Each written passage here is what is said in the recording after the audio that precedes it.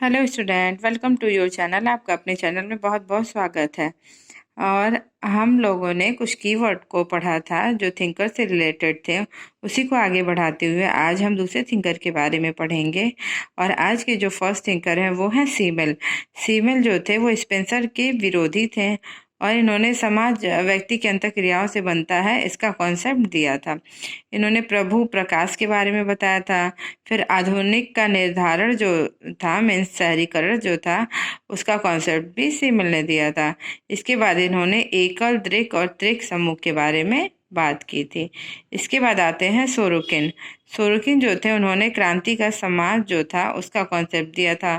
फिर इन्होंने सांस्कृतिक परिवर्तन का चक्रीय सिद्धांत दिया था। ये इंपॉर्टेंट है, आप ये लर्न कर लेना कि जो चक्रीय सिद्धांत था वो किसने दिया था, तो वो सोरोकिन ने दिया था।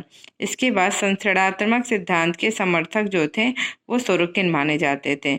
और जो सामाजिक स्तरीकरण था, अध्यारोपित और रोपित, वो भी सोरोकिन द्वारा प्रतिपादित किया गया था।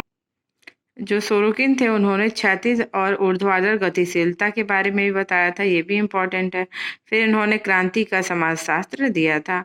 फिर उन्नतिशीलता के बारे में भी इन्होंने बात की थी।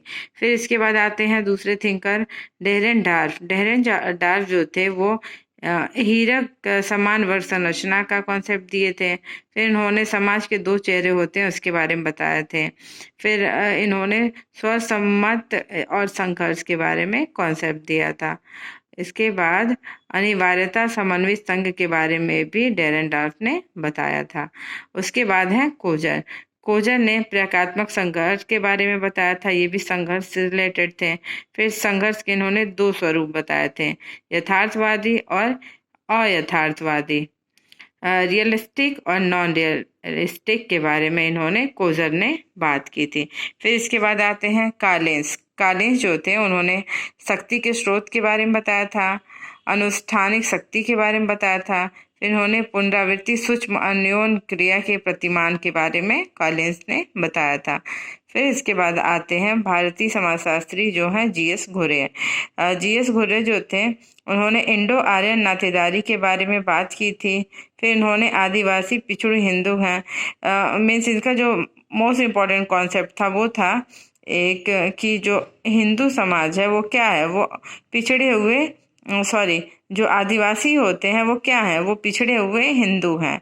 उनका ये मानना था कि जो आदिवासी समूह हैं वो एक पिछड़े हिंदू हैं और ये चाहते थे कि वो डेवलप करें और आगे बढ़े। फिर इसके बाद सामाजिक तनाव का कॉन्सेप्ट भी जीएस घुरे ने दिया था। फिर इन्होंने जाति की 6 विशेषताएं बताई थी कि जाति की 6 विशेषताएं कौन कौन सी हैं, मैं आपको बाद में बताऊंगी। और इन्हें फादर ऑफ इंडियन सोशोलॉजी कहा जाता है। जो जीएस घुरे हैं उनको इंडियन का भारतीय समाजशास्त्री इन्हें कहा जाता है। फिर ये भारतीय विद्याशास्त्री परिप्रेक्ष्य में भी जाने जाते। जो जीएस घुरे थे उन्होंने कहा कि जाति का जन्म आर्य सभ्यता की वजह से हुआ है। उनका मानना था कि जो गंगा यमुना के मैदान में भारतीय संस्कृति का जन्म हुआ है वही हमारी आर्य सभ्यता है।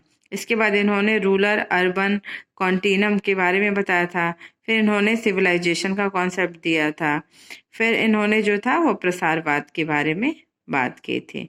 इसके बाद आते हैं next thinker max weber. Max weber जो थे वो स्टेटस ग्रुप का निर्माण लाइफ स्टाइल से होता है। इनका मानना था अगर कहीं भी स्टेटस ग्रुप की बात आती है तो मैक्स वेबर को लेते हैं, मीन्स मैक्स वेबर पे हम निशान लगाएंगे। फिर इसके बाद है वर्ग प्रतिस्पर्धा, मतलब ये कंपटीशन की बात करते हैं, कौन, मैक्स वेबर। फिर इसके बाद आता है कि धार्मिक आचार परिवर्तन के निर्धारक होते हैं। जो धार्मिक होते हैं वो आचार परिवर्तन के निर्धारक होते हैं। ये कार्ल मार्क्स के अपोजिट थे। इसके बाद ये सामाजिक विज्ञान में मूल्य प्रासंगिकता आवश्यक है। ये मूल्यों पे मीन्स ये मूल्यों को महत्व देते थे। फिर इनका जो सबसे इम्पोर्टेंट कॉन्सेप्ट था वो था वेस्टर्न मेथड। ये जो इनका था मैक्स वेबर का वो बहुत इम्पोर्टेंट है।